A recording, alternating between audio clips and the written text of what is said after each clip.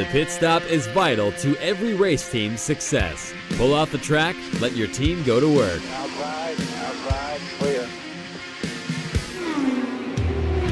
Change all 4 tires, fill the fuel cell, and make needed adjustments, all in 8 seconds or less.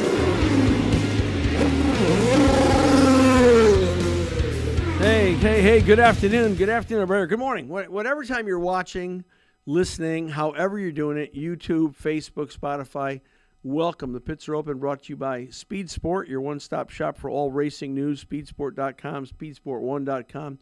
Also brought to you by Redline Ace, your one-stop shop for all racing graphics, redlineace.com.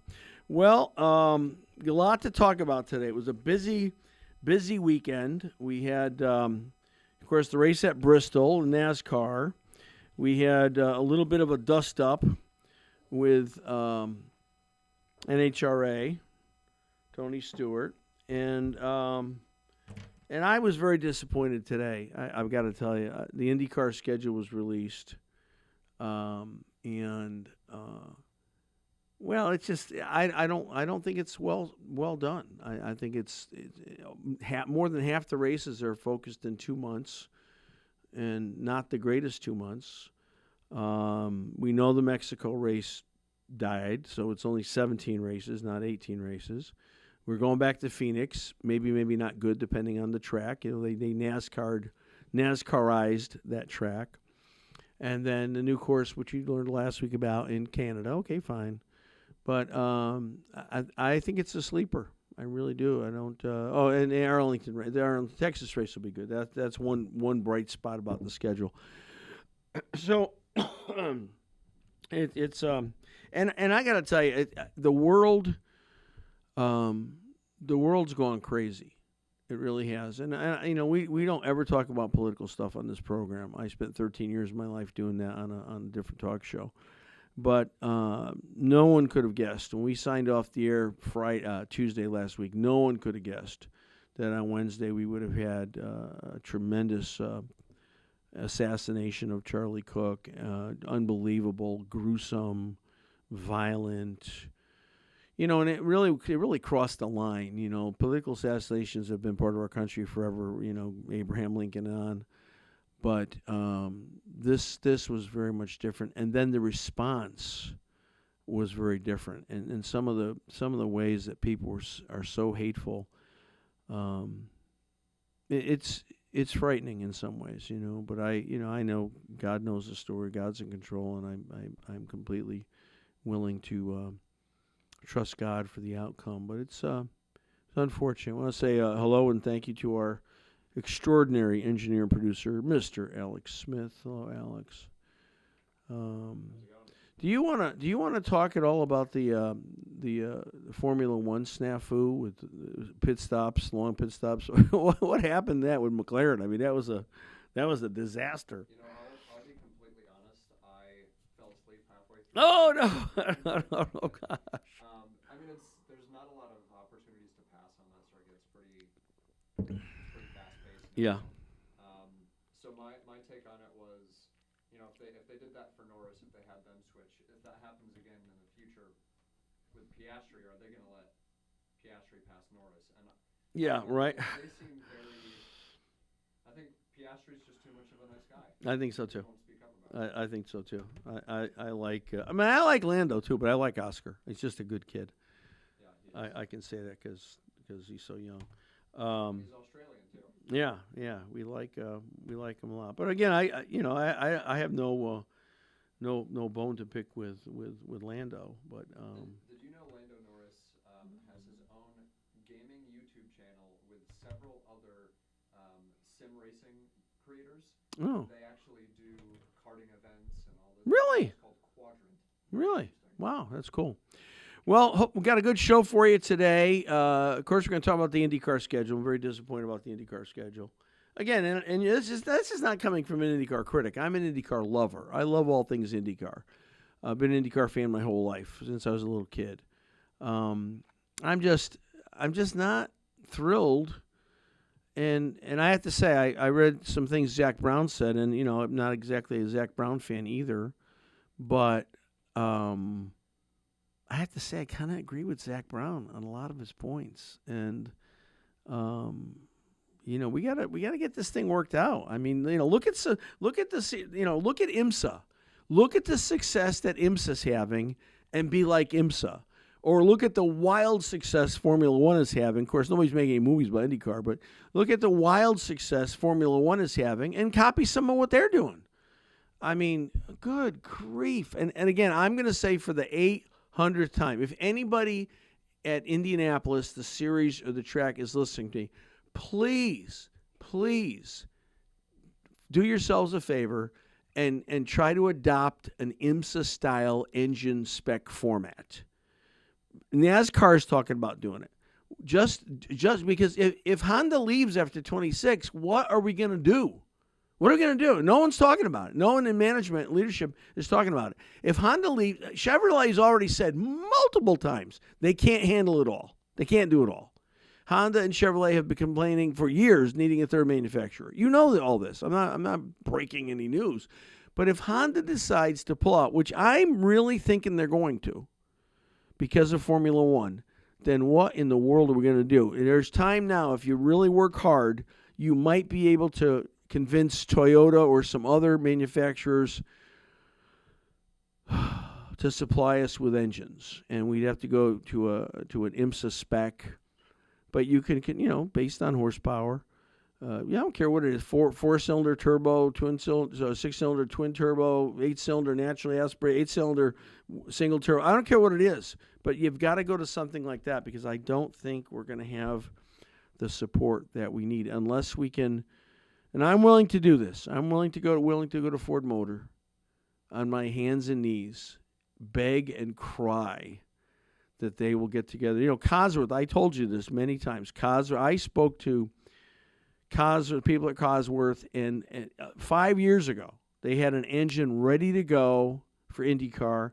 They just needed a partner, and no one would come to the dance. And it needs to be Ford because I don't know, you'd be hard pressed to come up with a more successful across multiple series lines engine as the Ford Cosworth. You'd be hard pressed to come up with a better engine. And we just need to do something. We need to make it happen. All right. So we're still waiting for our first guest, and we'll see. Did you communicate with our guest, Mr. Alex? I did, yeah. Uh-huh. I was realizing I was turned down for the people, but you could hear me. Oh, okay. Well, I'm sorry. Then you didn't get to hear Alex's wisdom on that. But he was sleeping anyway. He said to me, so we don't care what Alex says. I was thinking too. You said. Formula One will Drive to Survive. I think maybe you should reach out to Netflix and see about the Pits Are Open partnership, and you could help them spin I up just thought of a Drive great to storyline. Drive to Thrive. I just thought of a great storyline based on that. And the whole why everybody closes the pits now, including NASCAR, Formula One, it all started with IndyCar. That's a great storyline. I could work on that. All right, let's talk about the IndyCar schedule as we're waiting for our first guest. Very disappointed in the IndyCar schedule. Again, we're starting at St. Pete, fine, wonderful. We all love St. Pete. Going to Phoenix, fine. We love that. But why do Arlington so early? Why do Arlington so early? Other than that's how the trucks have to drive when they go to Phoenix. They can kind of go through Texas, then they go to Barber, right? And then April has one race. 4 races in March. Listen, when I'm picking out what tickets my son and I are going to go to at the Wolfpack games, Hartford Wolfpack, which is the New York Rangers farm team, I try to balance it. I try starting in October. I try to balance it through April, October, November, December, January, April, and I try to balance it to 2 games a month. So that we're not going to a bunch of games in one. I don't care where they're playing. I want to just balance it so that we're there and we're getting equal time across the spectrum of the calendar season. So we've got 4 races in March. Now, again, I don't pretend to know the inner workings of who does the schedule, and I don't pretend to know what the coordination difficulties are track to track. But this is bad. This is bad, and we could have done better. Four races in March. So almost a quarter of your season is done in 1 month. One race in April. Please. You couldn't have figured that out any better? 3 races in May, 2 of them at Indianapolis. 2 races in June. 2 races in July. 4 races in August. Let me tell you why August is bad. August is a highly vacationed month. You're not going to get the viewership you want to get in August. Fox, you should know this. You're not going to get the viewership in August you need. And then because we're afraid of the NFL, we're going to have 1 race in September. And I'm not even complaining about that. Laguna Seca. I love finishing at Laguna Seca. Would I have liked to have left it alone and finished on an oval at Nashville? Yes, I would have. But I can live with this. You're going to have Portland first week in August. Then you're going up to Markham in Canada. Then you're going to do 2 races at Milwaukee. Does that count as I wonder if they count. No, that's their 17 races because there's a doubleheader in Milwaukee. And then 1 race finishing the season at Laguna Seca.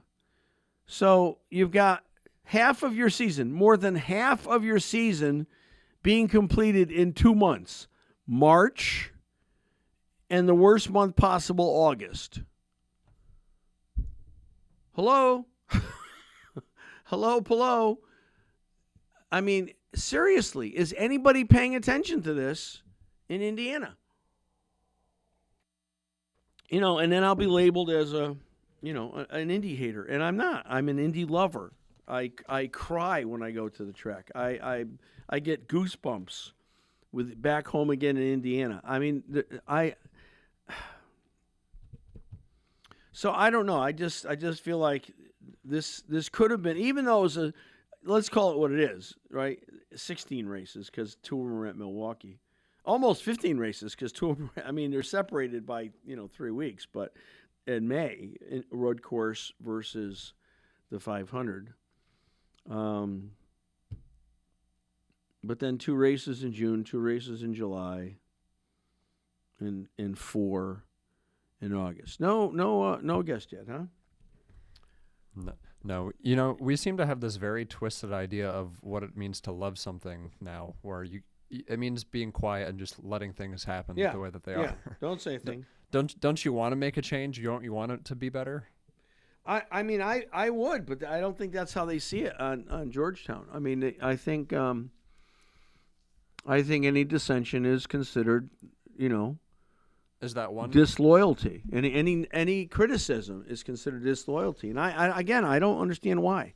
Is that 1 race in April at least in the middle, so there's not a big gap? Yeah, April 19th. Okay. Fine.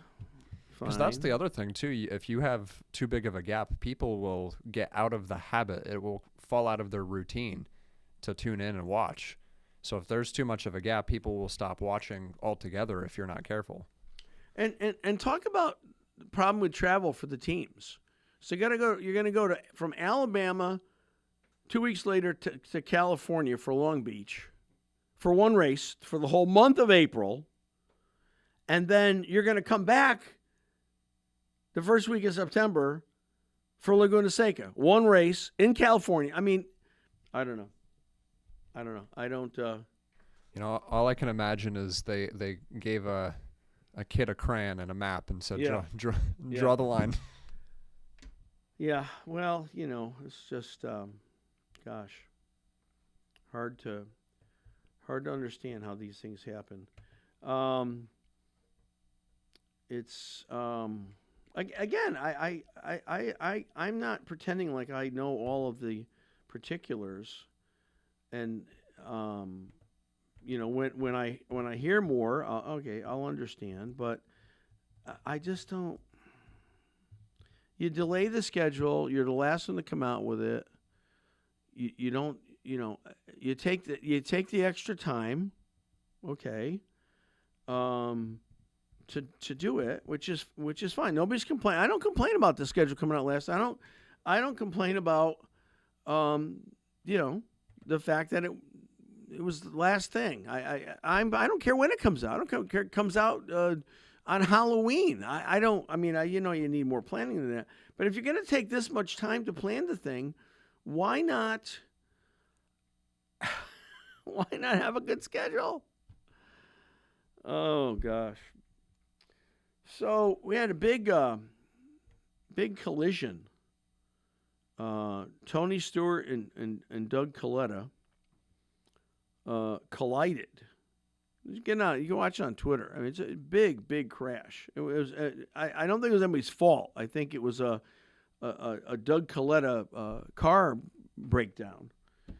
And then he pushed Stewart off the track into the wall. The thing that's odd about it, and I don't know what to make of this. The thing that's odd about it is Tony Stewart says he has no recollection of it.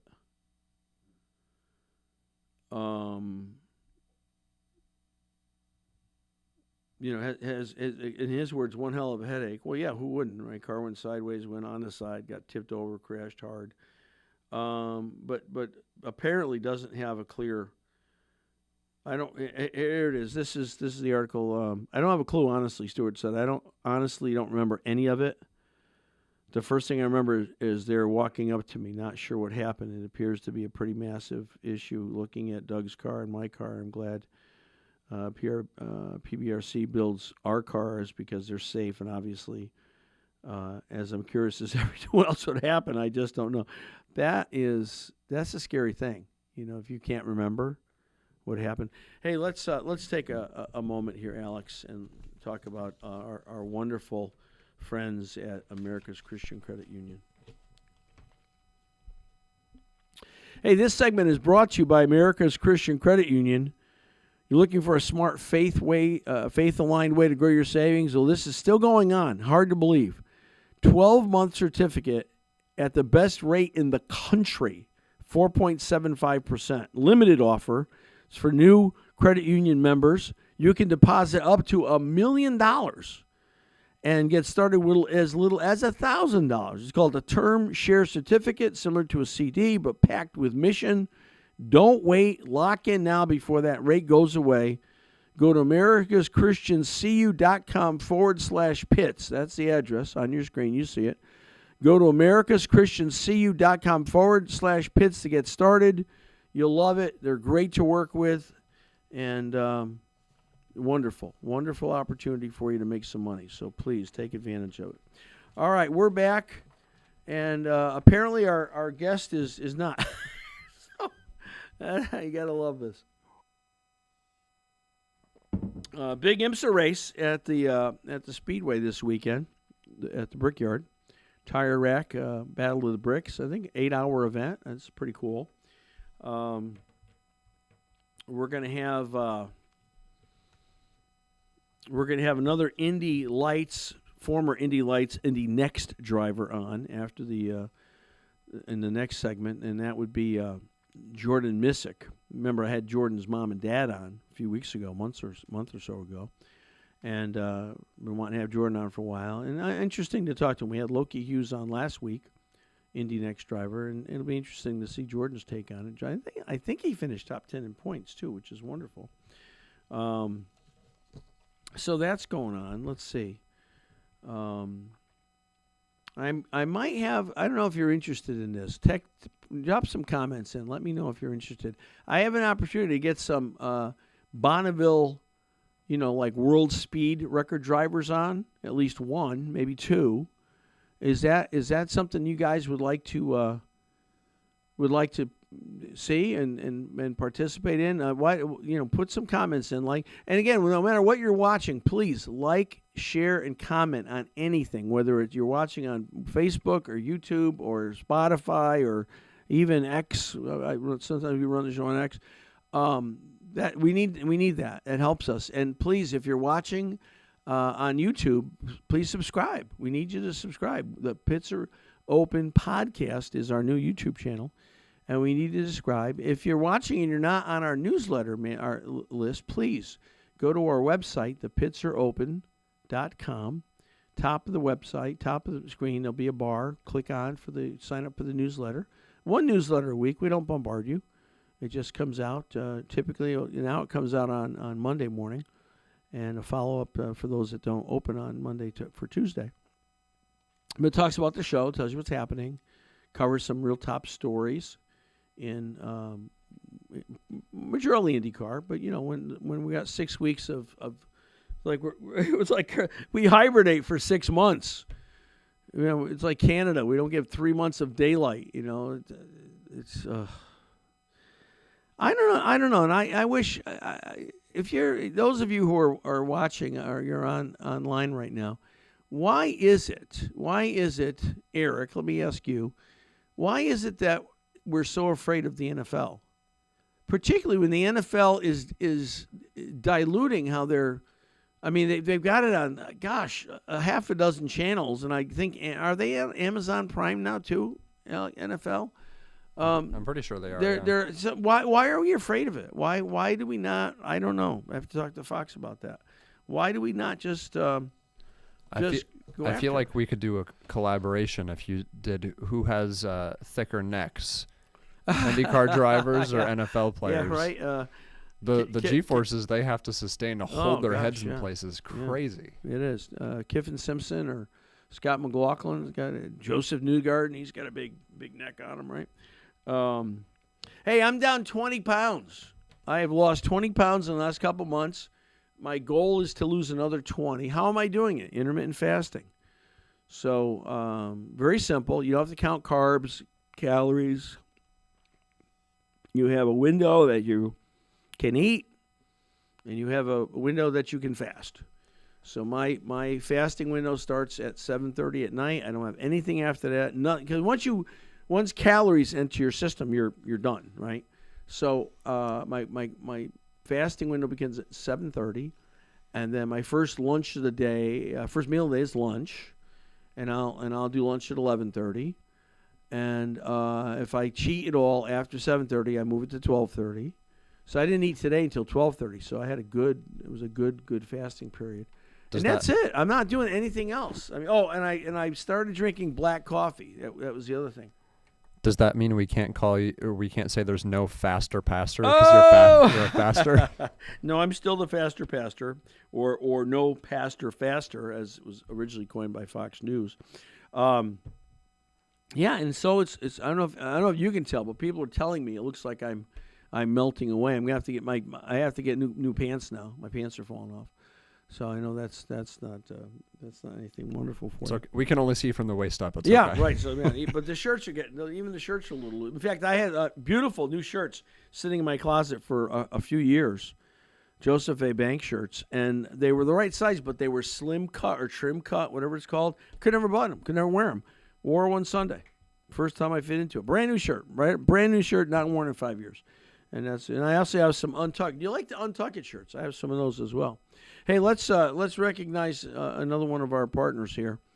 We're going to talk about Speed Sport right now, and we can't say enough good about Speed Sport. Speed Sport is a wonderful organization, the oldest motorsports journal in the country, founded in 1934. The legendary, miss him so much, Chris Economaki. What a broadcaster he was. And we're so thankful, Joe Tripp and Ralph Shaheen, for working with us. Speed Sport, if you want to stay plugged in, here's the deal. You want to stay plugged in the action, there's only one place to go, Speed Sport, now speedsport.com. Breaking news, in-depth feature reports, events all across literally every form of racing. Not just motorsports, they do hydroplane. I mean, they do all kinds of stuff. It's your all-access path, and whether it's IndyCar, NASCAR, dirt track, drag strip, Speed Sport brings you the stories, the highlights, all the drama. So don't miss it. Visit speedsport.com. They have a daily newsletter you can sign up for, or Speed Sport 1, which is their TV station for your home. Very perfect. Every kind of racing imaginable, and we hope. I'm just going to say it because we've been talking about it with Speed Sport for a few months. We believe Speed Sport is going to give us the incredible honor of transitioning to their station. And we're still working out the time, but I believe it's going to happen. The only reason I'm saying it, because last time I talked with Joe Tripp, I think it's going to happen that we're going to be on Speed Sport 1 evening So we're going to be changing. I hope soon. We're going to be changing how we do the program. We're not going to be coming to you live per se, because Speed Sport will want first crack at it. So when we know what day, what time we're going to be on Speed Sport, we'll announce it. We'll give you plenty of time.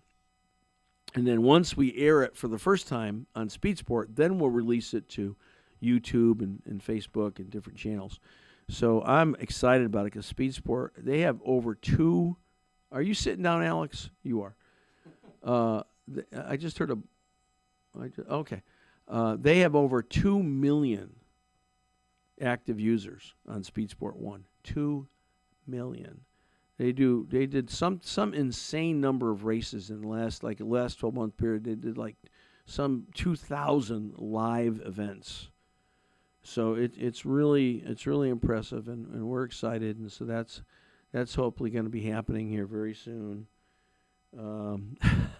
It's like I feel like I got stood up for a date here. Right?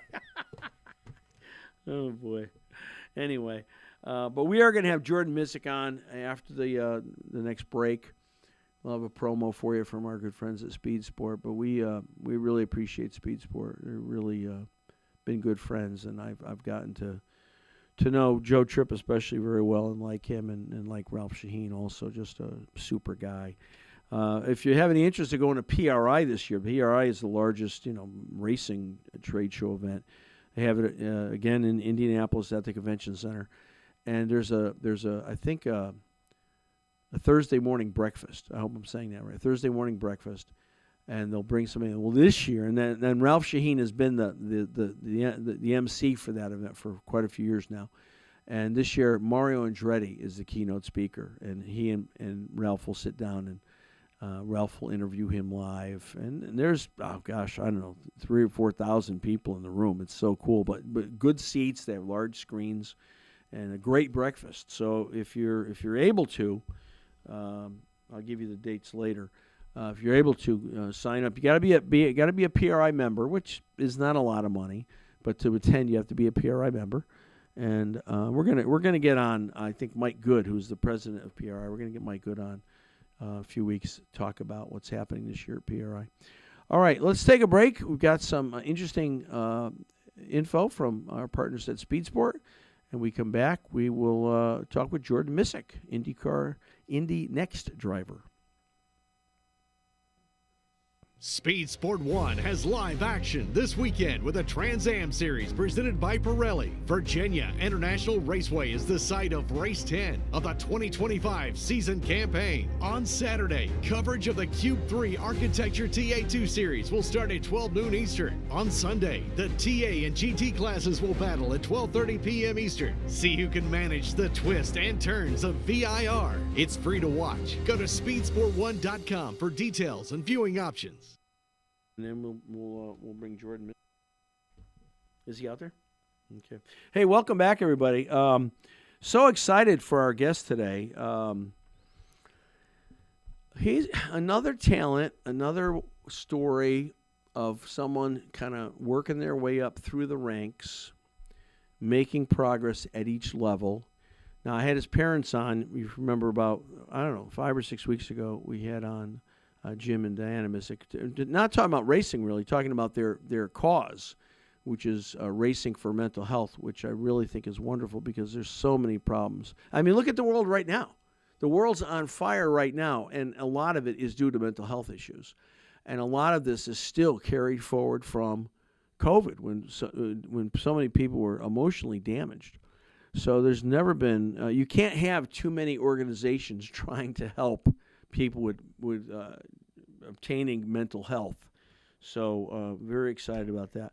But yeah, Jordan's been around, been watching his career for a while, and had a good year this year. And so for the first time, let's welcome Jordan Missick to the program. Hey, Jordan. How's you doing, Will? Good. How are you? Doing great. Thanks for having me on the show and on the broadcast. It's a pleasure being here with you today. Thank you. As I mentioned, had your mom and dad on, I know a few weeks ago, and that was a fun show, talking about, the cause, not racing really per se, but it was really good to have them on. And I heard you the genesis of that show, in a sense, was because of you, right? Or and some friends. Is that? Yeah. Essentially, that's kind of what the cause was. Just from one of my friends going through a lot in high school and through wanting to pursue his career in college. Yeah.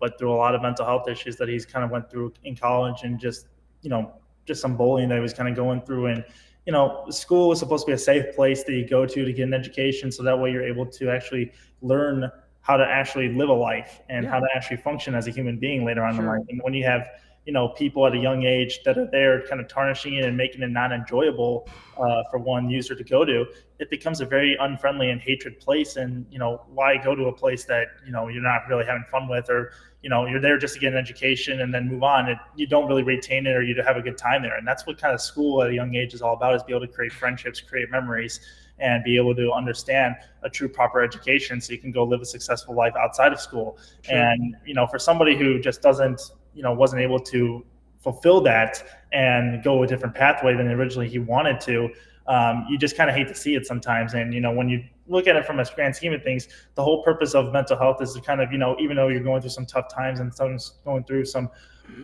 very hard, difficult times as a human being, the Race for Mental Health charity that we've created, my parents actually created, is basically a platform for people to kind of find the help and seek that help that they need to be able to end that stigma of mental health being a tarnish in your life and being on the back foot of, let's say, the back part of your head and your brain. Just kind of a way to kind of say that there's people out there and there's people and opportunities to fulfill that and relieve some of that stress that you're feeling as a life. So that's kind of the whole cause of the charity. And that was all through conversation. So that's why we came up with the slogan, "Let's talk about it," because it's all about kind of talking through a conversation. It's the same way when you're in like a relationship or like a marriage in that sense. You talk to your friends in order for a marriage or relationship to be successful. It's the same way when it comes to friendships or human life. No, I'm really impressed with what your parents are doing, and I feel like you just can't have too many folks working in that direction. Let's talk about you. Let's talk about your career. When did you get started? What did you get started in? Yeah, so most kids, or most professional drivers, I guess you could say, got their start when they were between the ages of 5 and 11. I got my start when I was 18. So I think the last time I saw an 18-year-old that got a professional career in driving, you probably have to go all the way back to like the great 1970s or something like that. When you're looking back at when it was, people racing at 18, they got their start, and then they're going until like their 50s, racing in motorsports. But no, for me, I got started racing go-karts when I was 18 years old, out at the Audubon Country Club. Track right in Joliet, Illinois. That's maybe 2 miles away from the Chicagoland Speedway. And Route 66 drag strip. So got my start in karting out here, and did that for about roughly 2 years. Then did racing Stratton LO206 under a Margay chassis. Did that, raced like the Battle of Brickyard, raced at Daytona, raced at the Rock Island Grand Prix, a street circuit that was up there in Rock Island, Illinois. So I did karting for about a whole 2 years, won a couple championships and lots of regional championships before I moved into cars, where I got my start in the Radical sports cars, which for those of you who don't know, it's basically a super light sports car. If you go to an IndyCar race, especially like Road America, Laguna Seca, or even I would say Barber Motorsports Park, Radical sports cars races on those exact same weekends too. You get a chance to see those cars. Radicals are neat. I like watching them. They're cool. They're a very fun car to drive. Open cockpit type of concept, like a prototype, but drives very similar to like a go-kart. So any kid that's coming out of go-karts that wants to get into a car, I highly recommend the Radical sports car. It definitely is a great opportunity and great transition from karts to cars. And they're quick too. I mean, they're no slouch. They're a serious race car. There's adjustable dampers and everything inside these cars, adjustable 3-way shocks. It's got video data, aerodynamics, proper aerodynamics, and they do about 130 to 140 miles an hour. So you're carrying some serious speed in some corners. For sure. So when you get out, and you did well, right? You did well in Radicals with driving for didn't you go for Ray Hall Performance? Yeah. So my first year was back in like 2019 when I raced Radical. I finished second in the championship then. But then this last year, in 2024, I kind of had an off year, just simply because we didn't have the budget to go race it next. So I wanted to find something that kept me in the paddock space and kept my name relevant. Right, And right. Radical had 3 races that were happening inside the Indianapolis paddock, and Graham Rahal announced his new Radical team with Graham Rahal Performance. So I decided, it's going to be their first year. A team like Graham Rahal deserves, the best of the best, Yeah. and I wanted to race for him and get him a championship his first year, and I was able to deliver that last year Wow. in Sonoma. So we went 3 for 3 in the Sweat the Weekend with also a secondary chassis too. Our car burned down in practice right before qualifying, so we had to throw in a new chassis and a new car before the race weekend, and we went on to win all 3 races in the championship. So I had Loki Hughes on last week, Mm-hmm. and we were talking about transitions. And, I asked him, I want to ask you this question. He transitioned from a Pro 2000 car to an Indy Next car. Mm-hmm. For when you first got into the Indy Next car, I'm going to ask you, where did you first test? What were your recollections? Was it a big step to go into an Indy Next car from what you had driven previously? Absolutely. Obviously similar to Lockie, the year before I did Pro 2000. So I knew what the downforce concept was. And then, kind of took a little bit of a step back, jumping into the Radical right afterwards, which the Pro 2000 car made the Radical seem so much easier.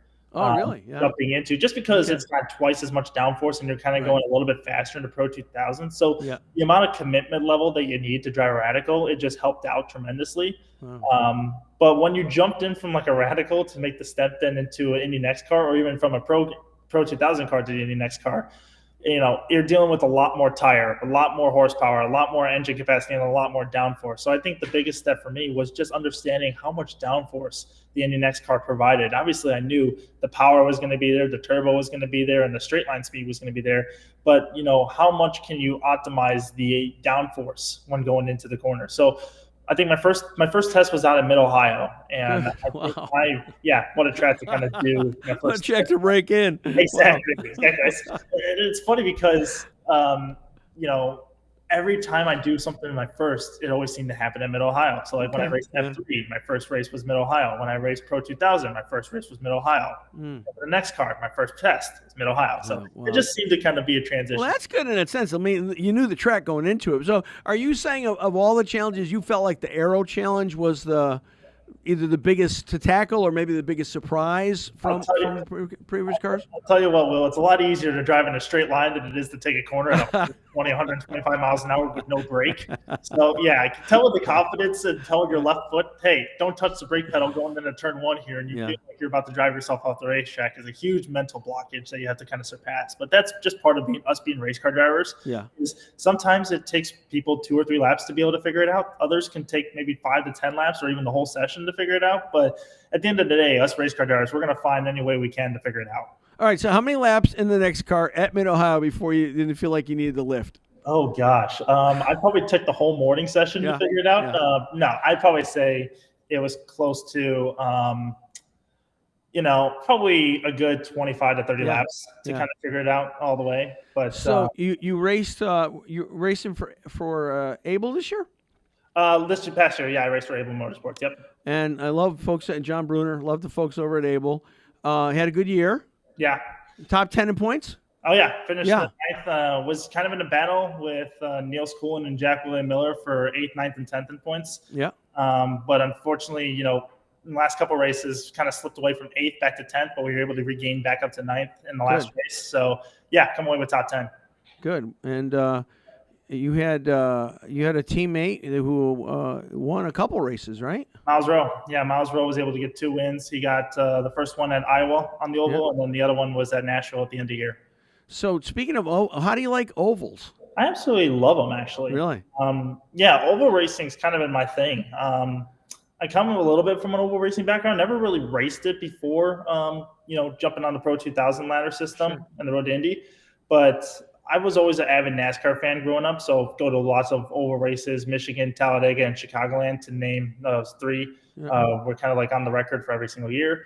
But, just watching oval racing and understanding how the drivers drove ovals from a stock car kind of made me feel like I kind of knew what I was getting into with an open wheel car. Now, obviously, as an open wheel car, we're more committed in some of these corners, and we're basically flat out around most of these turns. But it's really just understanding the different lines that you can run, where you can go to the different lanes with aero wash and everything like that, and with all the downforce levels that we're dealing with. So when to go to a different line, when to stay in the same line, or when to find out when's the right time to make a move going into a corner, or when to lay off to get the run out of a corner was probably one of my biggest things leading into oval racing that I had to learn.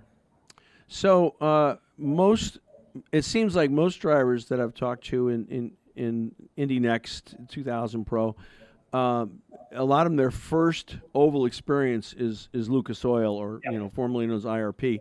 What were your first recollections at the oval, at the bull ring at Lucas? Well, racing at IRP, was an interesting one, because the whole purpose of IRP is how high can you get up to the wall without getting next to it, and it's only a 2-lane groove track. So the one thing was just kind of preserving tires was probably the biggest thing. And especially when doing the pro car around that track, it's 90 laps. Tires tend to wear a lot more at the speeds that we were going too. So understanding the wear pattern of the tire and how it degrades throughout the course of a run was probably one of the biggest things. Understanding, when to go to the bottom so you can make a move on somebody, but also not abuse the tires was another. So I ended up, one of my philosophies was try to run the bottom as much as you can at the beginning, but then once tires started to kind of get into a rhythm and you kind of started to slot in, kind of run the top lane, kind of preserve the tires just a little bit more, and then once you started catching up to people, kind of start diamonding the corner a little bit to where you enter on the top side, but then roll the center a little bit and kind of get the front to kind of dive down to the inside and try to get a better run. That way you can kind of start to make some ground up, and then once you kind of got next to them, it was all about just attacking the entries and how much more speed you can carry while trying to hold and wrap the bottom as much as you could. And again, aero's a big part there, right? You've got the confidence, hopefully, of trusting the aero through the corners. I mean, it's almost all corners in a sense, but so what did you've had a whole season now under your belt, competitive. Yep. What did you learn this year in Indy Next that you can take to the future? I think a lot of it is just trying to minimize the mistakes. Not saying that we made too many mistakes, but there were a couple mistakes that I felt like, just hurt us big. Detroit was one of them. That was a big race that I feel like a lot of opportunity was there. Laguna Seca, the first race that we had there, where we just kind of, had an incident at the very beginning of the race on the first lap. That was kind of some potential that was lost there. Laguna Seca race 2, unfortunate incident that was kind of out of my control on a restart that lost us some spots. And then Milwaukee, where, we kind of had a couple of spins just late in the race, one that kind of really screwed us over about 4 or 5 spots. That were some really much needed points that could have been to the end of the race. Now, I think a lot of that was the biggest thing, but also too, the pace of understanding what pace is needed to be competitive is another big thing, which is something I'm going to be trying to work really hard on over this offseason coming into next year, and try to work on the pace level so that way we're more competitive and be much more up towards the sharper end of the field for next year. Sure. Well, listen, I know you're focusing on Indy Next, and you want to really craft your skill there. Looking ahead down the road, I mean, is IndyCar, is that a goal? Is that something you want to do? Or? Yeah, I mean, obviously from my standpoint is I want to get to the best of the best and race against the best. And I think IndyCar, especially as you've seen throughout the course of the past years, especially with the European movement that's come over into the IndyCar series, there's no doubt that IndyCar right now has the best racing and has the best drivers in this paddock right now, and I want to be a part of that. So trying to get into the NTT IndyCar series is obviously a goal. But the best thing I can ask for is, racing in a paid seat, whether it's potentially racing over in IMSA and sports cars, or getting up to the NTT IndyCar series and racing in a paid seat over there. That's obviously the number one goal as a race car driver, is trying to be able to do this for a living and as a career. My whole life I've been an IndyCar fan since I was a little kid. So I watch other racing. I mean, I watch NASCAR. I watch Formula One. I enjoy IMSA quite a bit. So I'm familiar with what's going on, and I've always been surprised, dating back as far back as Michael Schumacher, who, when they were asked if they wanted to race at the 500, they all seem a little afraid of it or not interested in it. And obviously. Alonso raced here. I mean, go back to Jimmy Clark. Jimmy Clark won here, right? Yep. At Indy. But Why do you think it is that the F1 drivers are not exactly keen or eager to hop into an IndyCar for the 500? I think they see it as more as they know the sense of speed that they're going, especially in an F1 car. You know, their top speed's anywhere around 200 to 210 miles an hour. And you tell them, hey, the Indianapolis 500, you're going 230, 240. So add an extra 30 miles an hour to whatever you're going with. Yeah. And then they look at what happens to them when something goes wrong and they're hitting a tech pro barrier. Right. Whereas in Indianapolis, you're hitting you're hitting a wall. You're not hitting anything that's going to give. And they look at it and be like, that's going to hurt. So I think, a little bit, obviously, it's a prestigious race and everybody would love to do it. But I think when you look at it from a grand scheme of things, especially with, the sense of speed and the sense of commitment that has to be had to race at the Indianapolis 500, I think that's one thing that they kind of just tend to fall back on is, it's 240 miles an hour going into a corner and you're not lifting. That's awesome. It's not awesome when you look at the grand scheme of things of what can happen if something blows out on you or you end up hitting a wall. So I feel like that's one of the key aspects to it of why, most drivers, are afraid of road racing. I think it was Daniel Ricciardo one time said that, he didn't want to do the oval racing. He was just too scared to, in a sense. Yeah. So, and Max Verstappen just said the same thing. He said, no, not on his radar, has no interest in it, doesn't want to do it. And, and back in the day, a lot of folks don't realize this. Back in the day, and I'm talking like the 60s, Indy was an F1 eligible points race. Mm-hmm. So you had people like Jimmy Clark, Graham Hill, Denny Hulme, guys that ran F1, but also would come over and run the Indy 500 and won. So I mean, it was pretty impressive to see that, and it was something they wanted to do. They weren't trying to skirt it or stay away from it. Yeah, and I think the one thing too, I can't remember if it was back when Jimmy Clark and those guys were racing. There was a conflict at the time between the two races, and I think when you look at it right now, I mean, Fernando Alonso was able to make it happen as just the one-off, or I think he did it 2 years, but he wasn't able to get the second year. But he really tried to do it as the one-off that time, just to kind of show and try to go for that triple crown of just winning at Monaco, Le Mans, and the Indianapolis 500. But I think now, as you look at it, for most F1 drivers, they're really their day jobs obviously is to race an F1 car and race. At the time was always Monaco. I know this year they're going to Canada at the time. Right. So I think it's just everyone looks at it as it's just not feasible because you're not able to make a double happen. It's not like you can race the Indy 500 and then go race over at Charlotte a couple hours later, like Kyle Larson's been able to do. Well, and even that hasn't been very successful. Larson says he's done. It'll be many years before Larson ever comes back. Mm-hmm. Jimmy Johnson tried it. That was pretty abysmal. Unfortunately. So I think people. And I don't think the Europeans understand this, but IndyCar has its own challenges, its own set of skill levels needed, and the Indy 500 is a totally different creature. Yeah. And that's why I think a lot of F1 drivers, obviously respect it and don't want to necessarily mess with it if they don't have to. I would also say, you look at who wins the Indianapolis 500 and everything, it's all champions. If you're winning an IndyCar champion, then you're expected to win the Indianapolis 500. You may get a couple of drivers not to exclude Alexander Rossi out here, but you may get, a driver who sometimes can stumble upon a win, but also, deserves to win the Indianapolis 500, but sometimes may not win an IndyCar championship. Sure. So I think when you look at that, the experienced guys come out to play. And I think they're the ones who are actually at the forefront of the sport actually come out and are showcasing at the Indianapolis 500. You may get some guy who, comes in here and there and just, has a moment or two up front of stardom at the front, but to be there at the end it takes a really go together to be there at the end for the Indianapolis 500. And even being at the end doesn't guarantee it. J.R. Hildebrand, be there on the last lap, last corner, and you're not going to guarantee it, right? So exactly. Robert Schwartzman wins the pole, and who knows if he's even coming back this year, right? Yeah, there's no guarantee. So, do you have any firm plans now for 2026? Anything you can share with us? We're still in the works right now.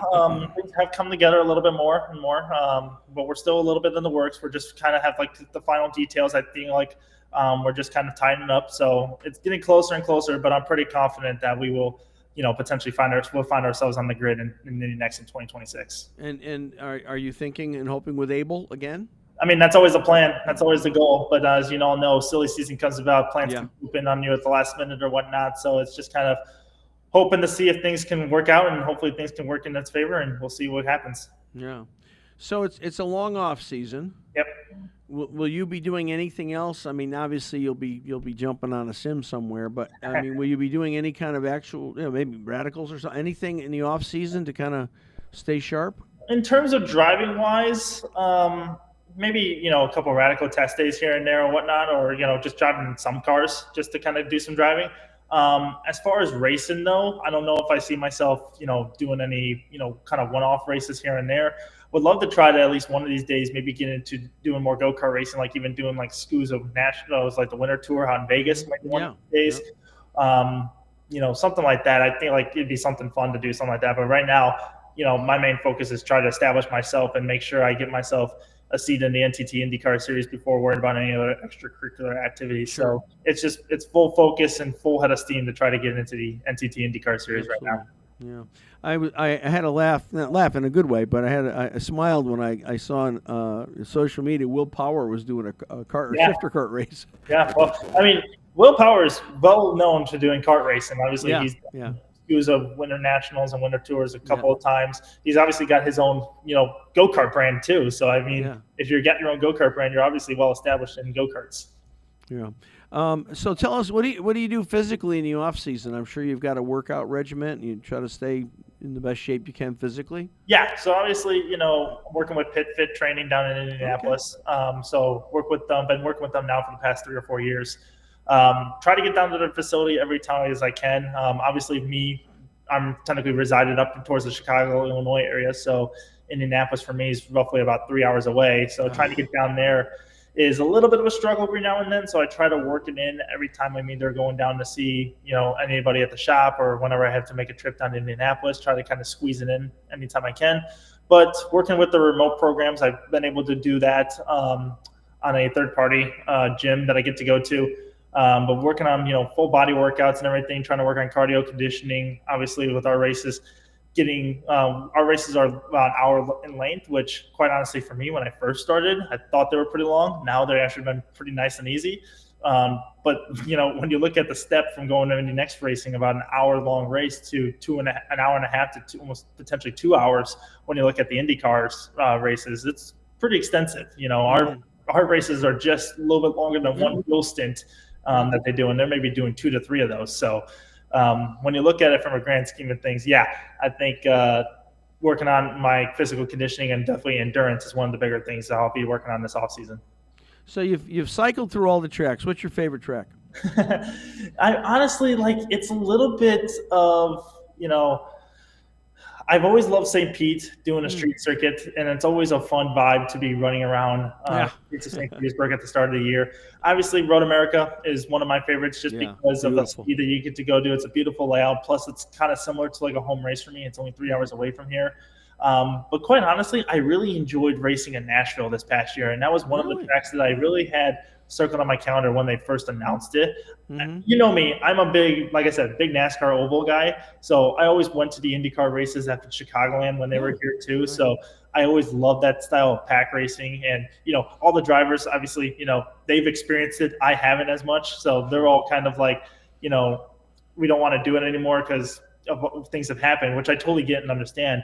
But I just want to be able to experience it once and be able to try it. So when IndyCar announced that Nashville was going to be on the schedule, I thought, perfect, a 1.3 mile to close to a 1.5 mile oval. It's going to be similar to a pack race. That's something I want to get involved with and I want to be a part of. So I was looking forward to Nashville when it was put on the schedule. And, when I got to race it this year, I had a blast racing at that place. Good. We got a couple minutes left. I noticed you had a new livery toward the end of the season, and it was beautiful. Number 48, and it was blue. Yep. I got to tell you, all I was thinking about when I saw that was Dan Gurney. And then I'm saying, well, here's Jordan, American driver, Dan Gurney, and you're pretty tall, aren't you? How tall are you? 6 foot. Okay, so you're kind of almost Dan Gurney size, and there's not many tall drivers. Mm-hmm. So what do you think about that with that livery and the car number? I mean, do you channel Dan Gurney at all in any of that? I've always the 48 first and foremost comes from one of my racing heroes, Jimmy Johnson.